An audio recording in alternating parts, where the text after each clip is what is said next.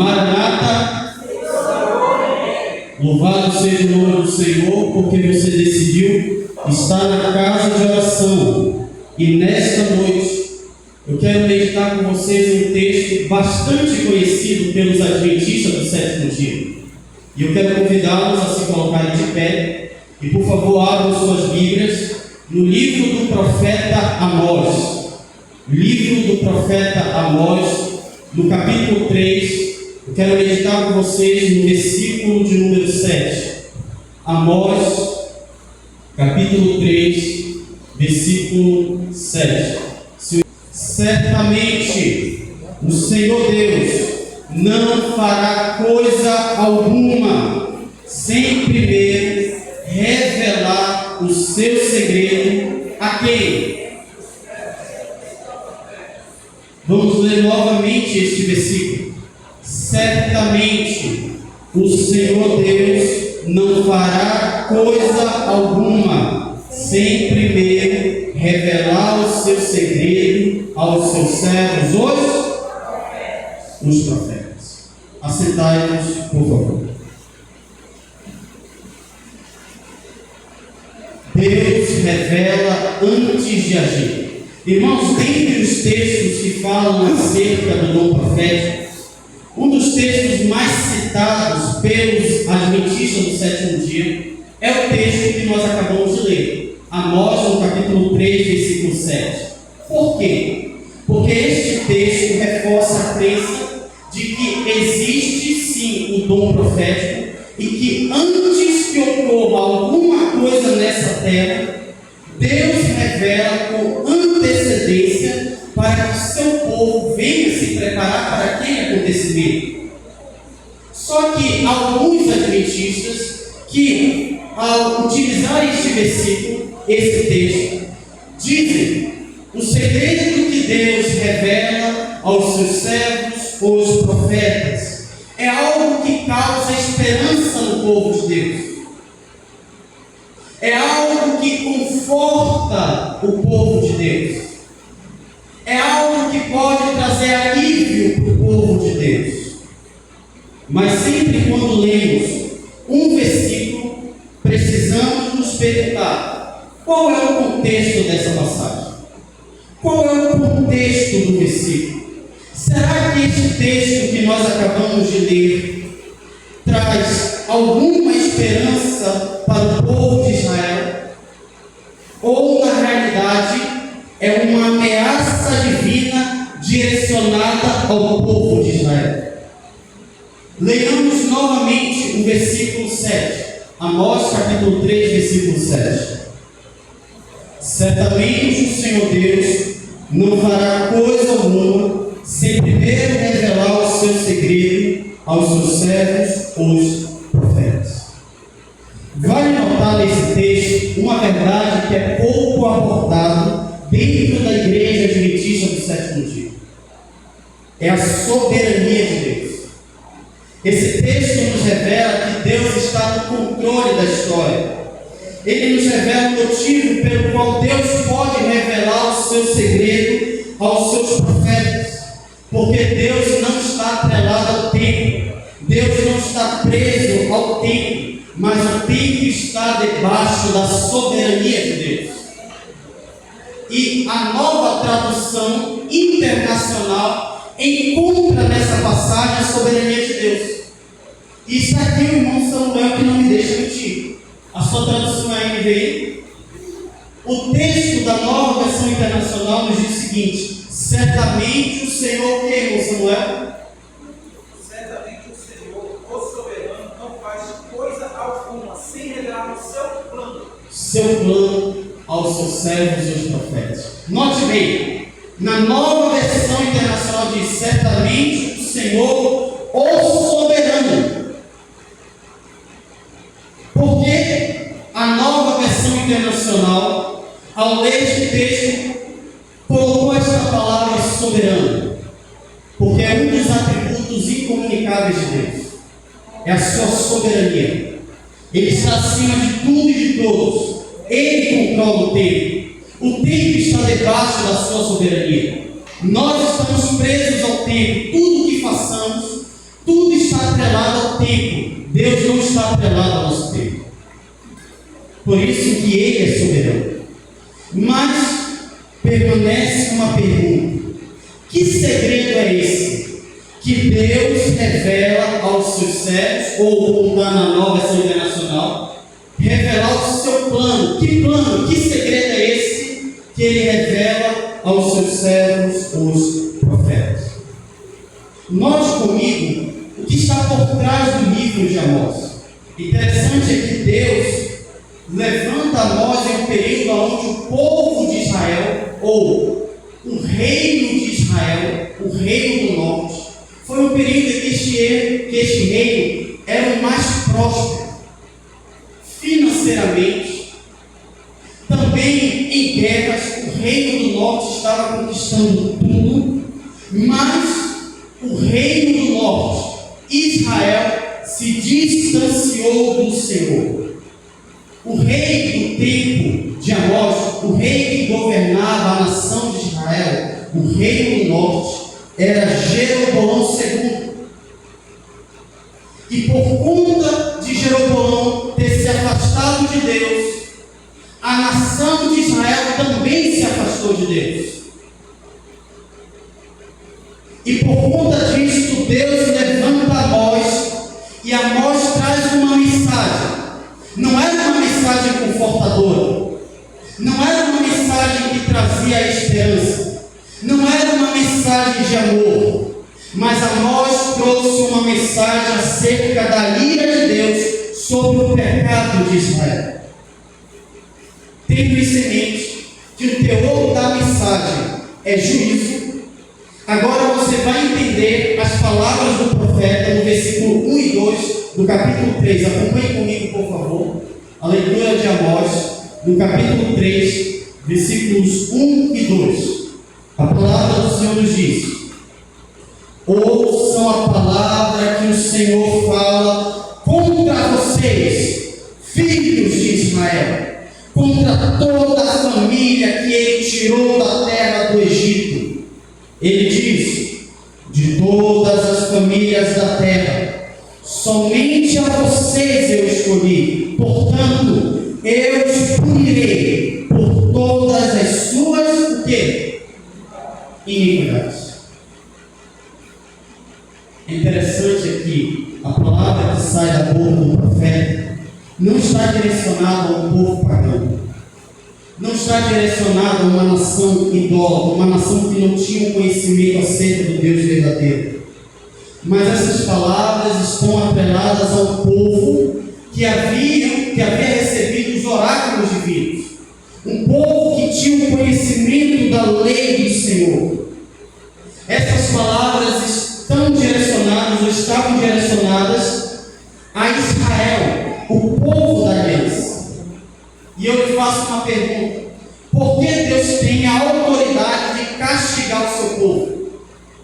Por que Ele tem a autoridade de castigar essa igreja? Sabe por quê? No versículo 2, o texto vai dizer que foi Deus quem escolheu Israel. Deus olha para Israel, para aquela nação que havia se afastado dos caminhos dele, dos seus estatutos, das suas leis, dos seus decretos. Ele diz: olha, de todas as famílias da terra, de todas as nações da terra, eu escolhi vocês. Vocês foram meu povo escolhido. Vocês são meu povo escolhido. Por isso, eu os punirei por conta das suas iniquidades. Porque Deus tem a autoridade de castigar o seu povo? Porque Ele nos escolheu. Foi a nós que Ele deu as suas leis, a sua verdade, a sua palavra. E o que o povo de Israel deveria fazer? Tornar o conhecimento acerca do Deus verdadeiro a todas as nações. O povo de Israel, ao receber os mandamentos do Senhor, a palavra de Deus, os ensinamentos, a verdade, o povo de Israel tinha o intuito de compartilhar esta verdade às outras nações da terra. Por isso Deus tem autoridade de castigar o seu povo, porque Ele escolheu o seu povo, e também porque nós somos indesculpáveis. Naquele contexto, Deus havia escolhido Israel para proclamar o nome de Deus às outras nações.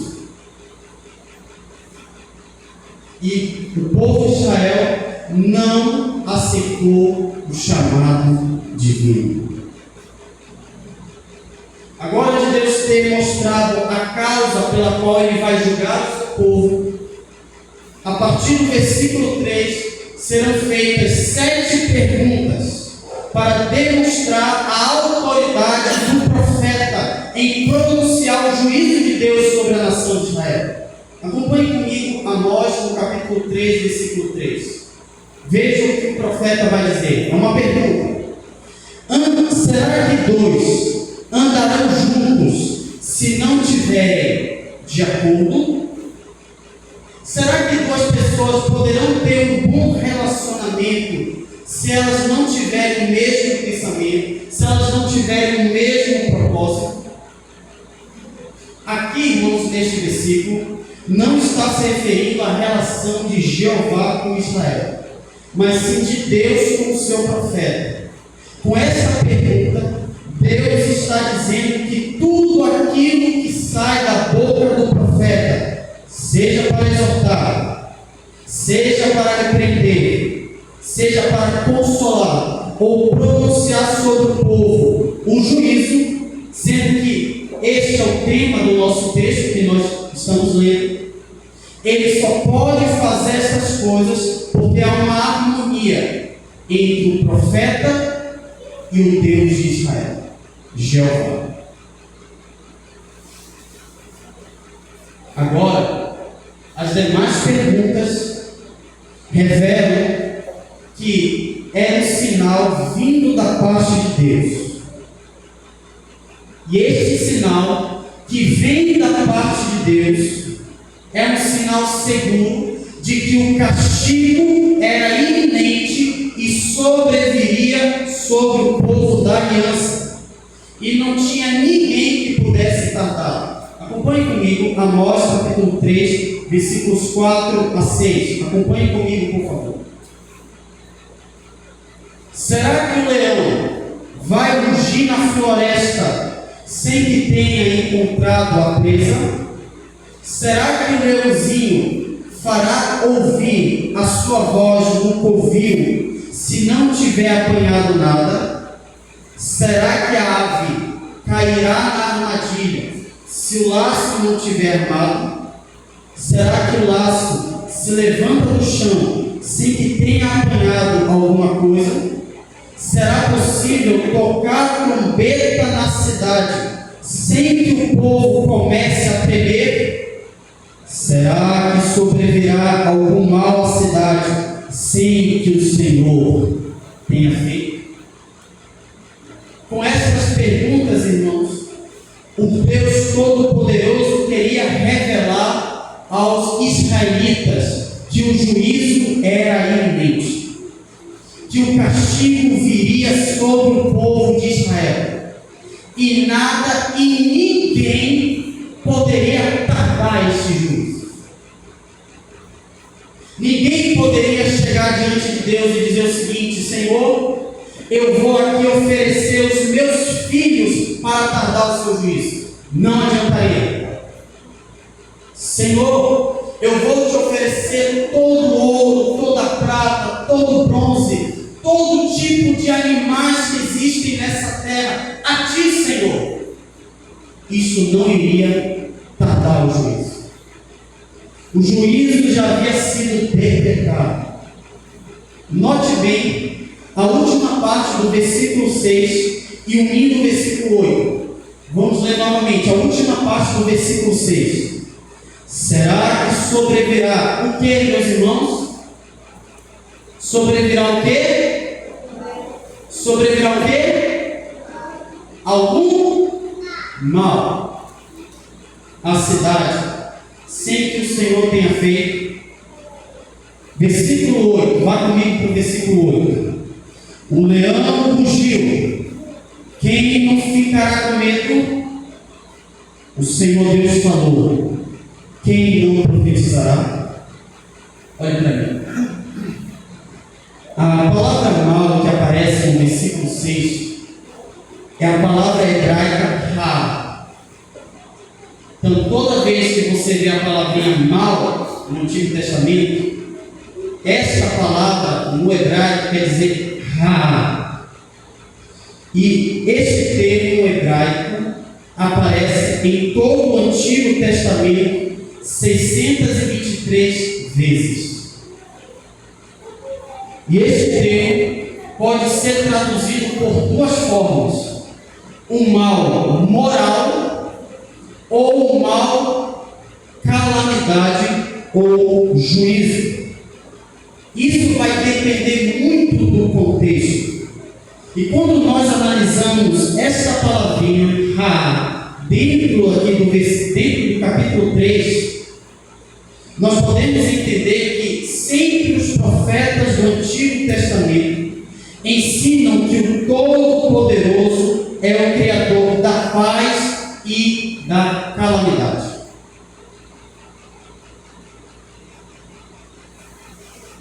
Então, como nós não podemos entender que essa palavra ha possa ser traduzida por um mal moral, porque o mal moral só pertence aos seres humanos, Deus não é um ser mau moralmente, mas essa palavra aqui também pode ser aplicada à calamidade.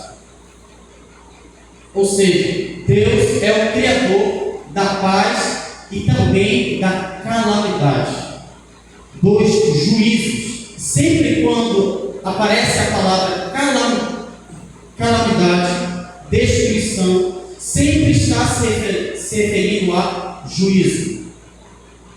Deus soberanamente envia seu juízo sobre uma nação que se recusa a ouvir a mensagem dele. Note comigo, por favor, Amós capítulo 3, versículos 9 a 10. Veja o que o profeta vai dizer ainda para o povo de Israel. Proclamem nas fortalezas de Asdod e nos palácios da terra do Egito o seguinte: reúnam-se nos montes de Samaria e vejam que grandes tumultos lá existem e que opressões há no meio dela, porque o povo de Samaria, ou seja, Israel, não sabe fazer o que é reto, diz o Senhor, e entesoura nos seus palácios a violência e a devastação. O que querem nos dizer essas palavras? Deus, preste bem atenção, Deus está convocando duas nações pagãs, Asdod e o Egito. E por que Deus convoca estas duas nações? Isso aqui nada mais é do que um apelo retórico para que essas nações viessem testemunhar as transgressões de Samaria, a capital de Israel. Note bem, Deus convoca duas nações ímpias para contemplarem os pecados de Israel. Sabe por quê? Porque eles iriam olhar para Israel e iriam dizer o seguinte: olha, vocês eram para ser um povo diferente, vocês tinham tudo para ser uma nação próspera, uma nação abençoada, vocês poderiam nos beneficiar com as verdades da palavra, com o ensinamento acerca do único Deus verdadeiro. Mas como nós podemos ser convencidos pela mensagem de vocês se vocês são piores do que a gente? Os pecados que vocês cometem são piores do que os pecados do Egito e de Asdod. E Asdod era onde ficava localizada a Síria. Estude um pouco sobre a Síria. O que eles faziam? Eles pegavam as mulheres grávidas e metiam a espada e rasgavam o ventre dessas mulheres. Eles esfolavam as pessoas vivas. Eles decapitavam, eles queimavam. Só que estas nações, a Assíria, olha para Israel e diz o seguinte: vocês são piores do que a nossa nação. Então, quais foram as transgressões de Israel? Qual foi o pecado de Israel? Quando você lê Amós 3, 9 a 10, você encontra derramamento de sangue, principalmente sangue inocente, porque o povo da aliança não sabe fazer o que é reto diante de um Deus que é santo. Israel derramou muito sangue inocente. Israel, neste contexto, havia prejudicado muitas pessoas. Israel havia matado pessoas inocentes. Muito sangue inocente havia sido derramado. O povo de Israel era um povo idólatra. O povo de Israel era um povo prostituto. O povo de Israel era um povo que não tinha o temor, melhor dizendo, que havia perdido o temor do Senhor. E por conta desses pecados, principalmente o pecado de derramar sangue inocente, Deus vai pronunciar agora os seus juízos. Você percebe, meus irmãos, como que Deus ele é irônico com o seu povo? Deus pega duas nações para que elas sirvam de testemunhas acerca dos juízos que seriam derramados sobre Israel e também para que elas contemplassem os pecados de Israel. E estas nações ímpias agora irão contemplar a sentença de Deus, o juízo de Deus. E agora o povo de Israel vai ouvir da boca do profeta o juízo de Deus. Que juízo é esse? Amós, capítulo 3, versículos 11 a 15. Acompanhe comigo, por favor. Portanto, assim diz o Senhor Deus: um inimigo cercará a sua terra, destruirá o seu poder, e os seus palácios serão saqueados. Assim diz o Senhor: como o pastor livra da boca do leão as duas pernas, ou um pedacinho da orelha de um animal, assim serão salvos os filhos de Israel que vivem em Samaria, com apenas o canto da cana e parte do leito. Ouçam e deem testemunhos contra a casa de Jacó, diz o Senhor Deus, o Deus dos exércitos. No dia em que eu puni Israel por causa das suas transgressões, visitarei também os altares de Betel, e as pontas do altar serão cortadas e cairão por terra. Derrubarei a casa de inverno com a casa de verão. As casas de marfim ficarão em ruínas, e as grandes casas serão destruídas, diz o Senhor. Então, Deus chega para Israel e diz o seguinte: tudo que vocês conquistaram, toda a riqueza que vocês conquistaram, foi por algo ilícito, não foi por honestidade. Vocês mataram sangue inocente, vocês mataram os meus profetas,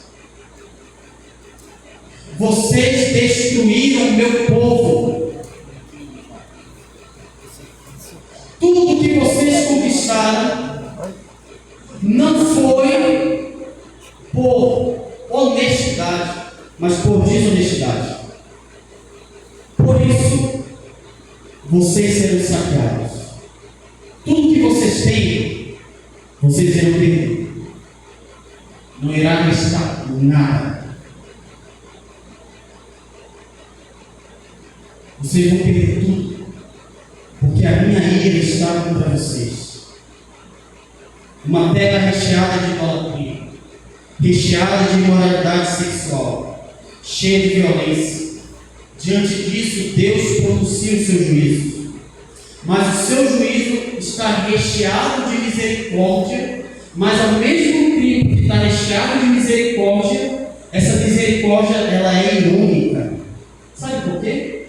Porque o próprio Deus diz o seguinte: olha, assim como o pastor livra da boca do leão as duas pernas ou um pedacinho da orelha de um animal, assim serão salvos os filhos de Israel. Em outras palavras, não pensem que o Deus de Israel vai livrar todos. Não. Assim como o pastor tira da boca do leão as duas pedras, não tira a ovelha por inteiro, as duas pedras, ou um pedacinho da orelha, assim alguns serão salvos. Mas para verem a vergonha, para servirem de vergonha e escárnio para Asdod e o Egito.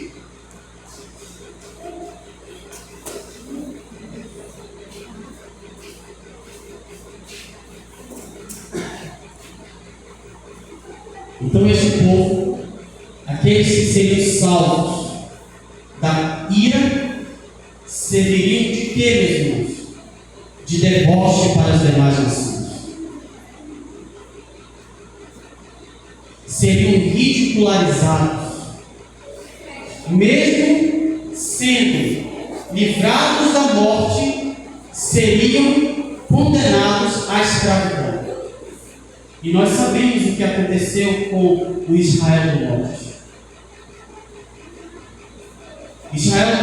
Israel ouviu a mensagem do profeta, sim ou não? Não.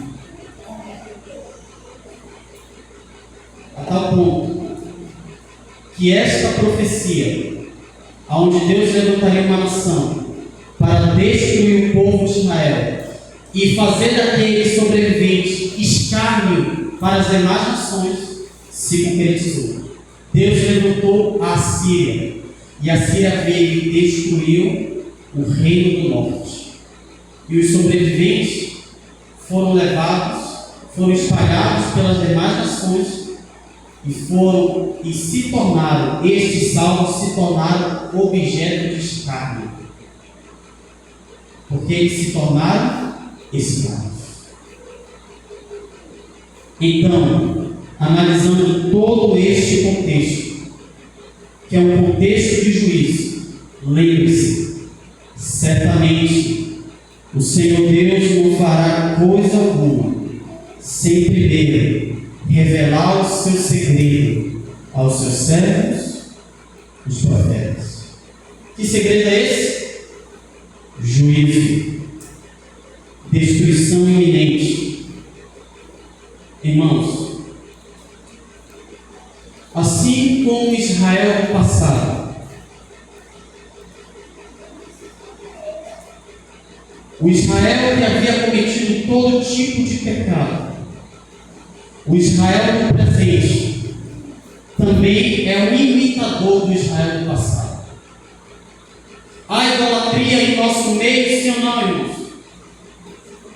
Sim ou não? Há adventistas idólatras, sim ou não? Há adventistas imorais, sim ou não? Há adventistas mormons dentro da igreja, sim ou não? Sim. E sobre estes, Deus levantou, assim como Israel no passado, Deus levantou Amós para este tempo, para esta igreja. Deus levantou uma mulher. E esta mulher, mesmo que ela trouxesse uma mensagem de amor, uma mensagem recheada da graça de Deus, mesmo que essa mulher trouxesse uma mensagem confortadora, esta mulher foi incumbida por Deus para trazer uma mensagem de juízo, tanto para o mundo quanto para aqueles que me escutam nessa noite. Eu quero ler alguns textos com vocês. Temos uma mensagem sagrada a levar ao mundo. A mensagem do terceiro anjo não é uma teoria de invenção humana, uma especulação da imaginação, mas é a solene verdade de Deus para estes dias finais. É a última advertência dirigida às almas dos homens que estão a perecer. Não é um sistema de verdade apenas para gratificar e agradar ao intelecto. Significa trabalho diligente e abnegado para todos os que aceitam o seu sagrado ensino, ou seja, a mensagem do terceiro anjo, pelo qual é revelado nas Escrituras e pela profeta de Deus nos últimos dias, é a mensagem do terceiro anjo. E esta mensagem é uma mensagem que agrada o intelecto, sim ou não? É uma mensagem que serve para agradar a mim, a você, sim ou não? É uma mensagem que deve agradar o mundo, sim ou não? Não. Porque é uma mensagem de juízo. Os mandamentos de Deus e o testemunho de Jesus devem ser levados à atenção do mundo. As boas novas da vinda do Salvador devem ser proclamadas. As cenas do juízo devem ser descritas diante da mente obscurecida dos homens e os corações devem ser despertados para entender a solenidade das horas finais do tempo da graça e para se prepararem para se encontrarem com o seu Deus. Eu faço uma pergunta: será que nessa igreja há mentes obscurecidas? E talvez possa ser. Talvez possa ser você. O que deve ser proclamado, irmãos? Mensagem do que, irmãos? Mensagem do juízo. As cenas do juízo devem ser descritas diante da mente. Por quê? Porque quando as mensagens que tratam acerca do juízo de Deus, elas servem para despertar. É por isso que quando João Batista ele foi levantado, ele não trouxe uma mensagem: olha, Jesus te ama. Essa não era a mensagem de João Batista. João Batista não disse o seguinte: olha, Deus tem um plano na sua vida. Qual era a mensagem de João Batista? Ele apontava para a multidão e dizia: raça de víboras, quem vos induziu que vocês irão escapar da ira vindoura? Produzem frutos de arrependimento, porque o machado já está posto, e toda árvore que não produz bons frutos será cortada e será lançada no fogo, que nunca se apaga. Ela ainda vai dizer mais: o juízo começou com os mortos, e assim deve começar com os vivos. Começará com os da casa de Deus. Chegará um dia em que o meu nome, o seu nome, irá passar diante de um Deus santo. Suas obras serão analisadas e você receberá uma sentença: vida eterna ou morte eterna. Mas o juízo começará primeiro com aqueles que são membros da Igreja Central de Alemanha. E talvez hoje possa ser o seu último dia. Semana passada, quer dizer, foi semana passada ou semana retrasada, eu terminei o Caleb. Foi a última palestra. E aí, muitas pessoas não tomaram a decisão. E a gente, eu e meu velho, a gente saímos da igreja e fomos até a igreja do mundo. Porque lá estava ocorrendo um velório de uma irmã nossa. E ela morreu no dia do seu aniversário. Uma mulher que tinha uma voz linda, uma mulher que louvava a Deus, mas ela morreu de câncer. E aí, quando eu me aproximei daquele caixão, E assim no telão estava passando assim, algumas imagens dela, alguns vídeos. Eu olhei para aquele corpo inerte, sem vida, e olhei para a imagem. Irmãos, ela estava irreconhecível. Ela estava com o rosto inchado. E eu olhei para ela e eu, meditando um pouco,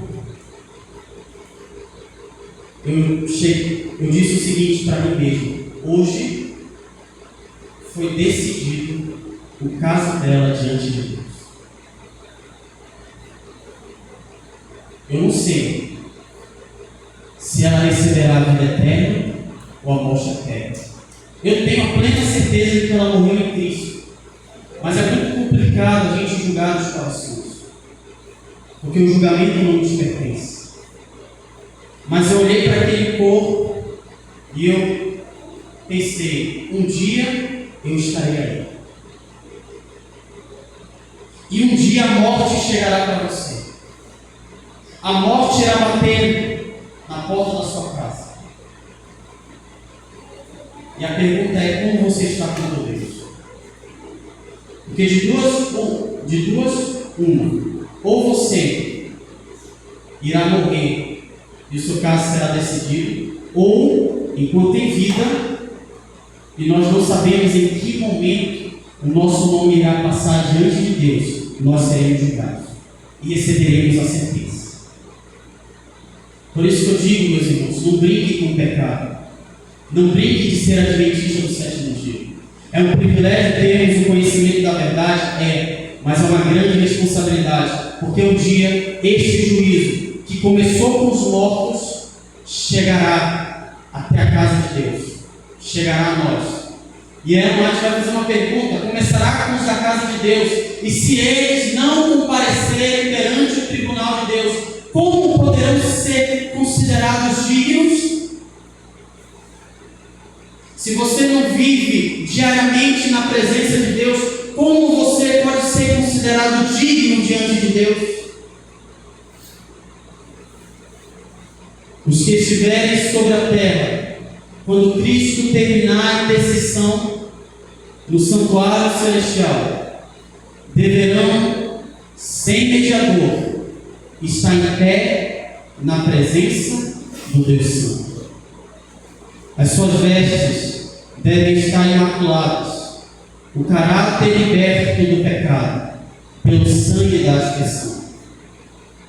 Mediante a graça de Deus e o seu próprio esforço diligente, devem ser vencedores na batalha contra o mal.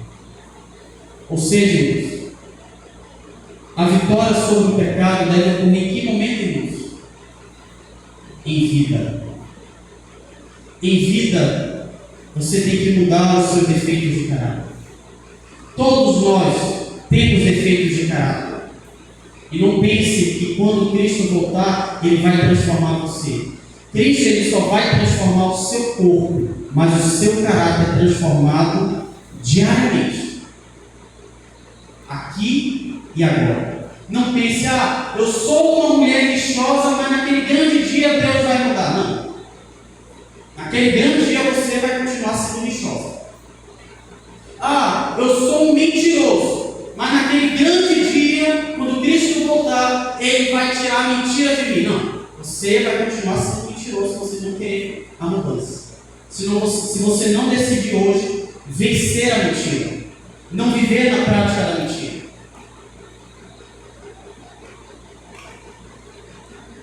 A vitória sobre o pecado é hoje, é diário. Mas para você obter a vitória sobre o pecado, você deve estar diariamente aos pés de Jesus, pois Jesus disse: sem mim, nada podeis fazer. Enquanto o juízo investigativo prosseguir no céu, enquanto os pecados dos crentes arrependidos estão a serem movidos no santuário, deve haver entre o povo de Deus na terra uma obra especial de purificação ou de afastamento do pecado. Irmãos, desde 1844, até hoje, Deus está operando no céu o juízo investigativo. Estamos diante do juízo. E enquanto está ocorrendo esse juízo no céu, o que o povo de Deus deve fazer aqui na terra, irmãos? Abandonar o pecado. Se afastarem completamente do pecado. Nestes últimos dias, eu preciso fazer uma pergunta.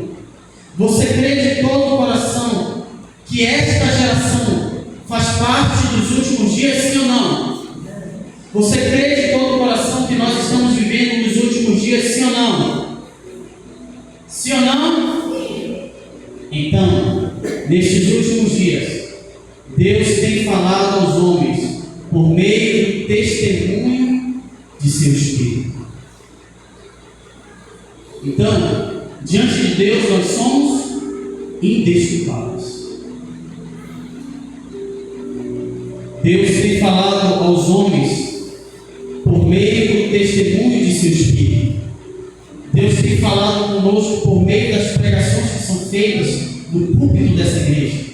Deus tem falado conosco por meio da sua série, por meio dos escritos de Ellen White.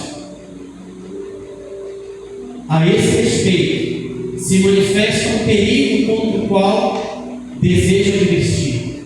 E que perigo é esse? Que a serva do Senhor nos adverte. O próprio Espírito Santo está atrás da mensagem, e a rejeição dela é rejeitar aquele que a enviou. Cuidado, cuidado, para você não rejeitar a mensagem dos profetas de Deus. Cuidado. Porque há muitas pessoas que, quando ouvem a mensagem, o que elas fazem? Elas ficam com raiva de quem? Do pregador. O espírito de profecia nesses últimos dias tem sido atacado diariamente. Cuidado, porque quem está atrás de todo o sermão que é pregado, e quem é que está atrás da mensagem, dos testemunhos escritos por Ellen White? Quem está por trás da mensagem? Quem é que está por trás da mensagem, irmãos? O Espírito? O Espírito Santo. E rejeitar a mensagem do profeta é rejeitar a quem, irmãos? O profeta? O Espírito Santo.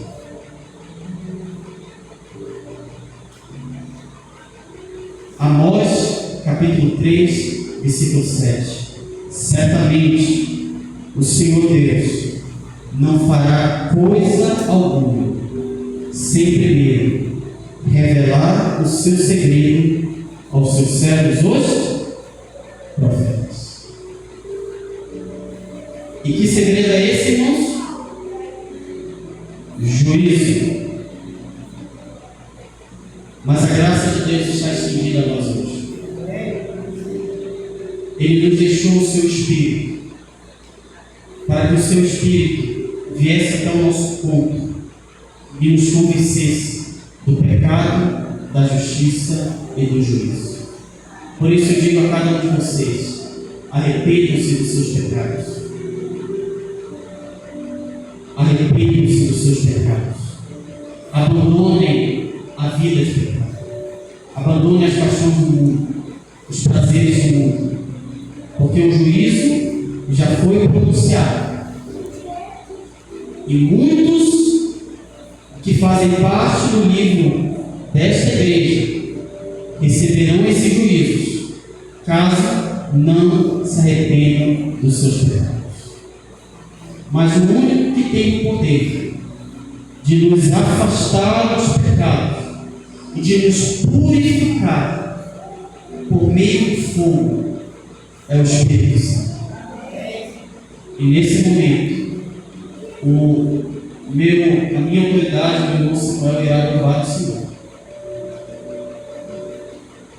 E ele estará louvando a música que ele estará cantando fala acerca do Espírito Santo. E revela o principal objetivo do Espírito Santo ser derramado sobre a igreja do Senhor.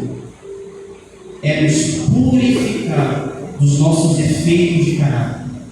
É de nos auxiliar para que venhamos a vencer o pecado.